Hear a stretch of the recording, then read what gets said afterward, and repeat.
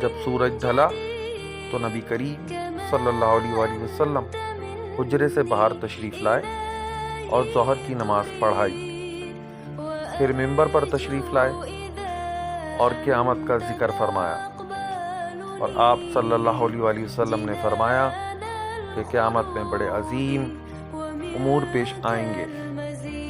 پھر آپ صلی اللہ علیہ وآلہ وسلم نے فرمایا کہ اگر کسی کو کچھ پوچھنا ہو تو پوچھ لے، کیونکہ جب تک میں اس جگہ پر ہوں تم مجھ سے جو بھی پوچھو گے میں اس کا جواب ضرور دوں گا۔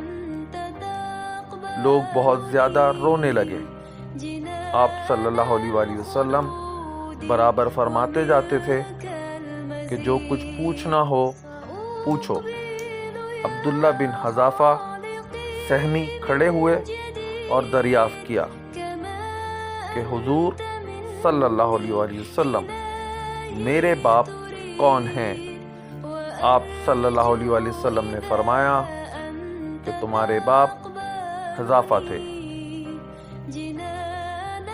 آپ اب بھی برابر فرما رہے تھے کہ پوچھو، کیا پوچھتے ہو؟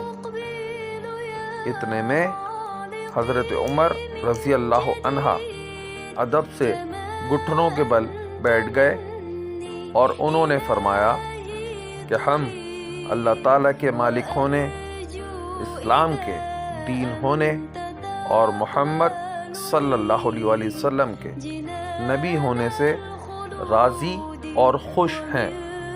پس اس گستاخی سے ہم باز آتے ہیں کہ آپ سے جا اور بے جا سوالات کریں۔ اس پر حضرت صلی اللہ علیہ وآلہ وسلم خاموش ہو گئے۔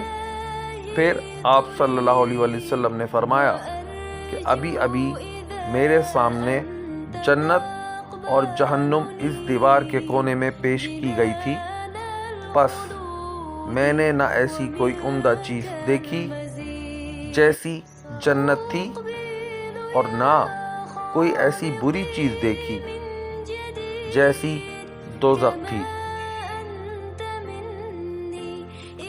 صحیح بخاری نمبر 540، کتاب اوقات نماز کے بیان میں۔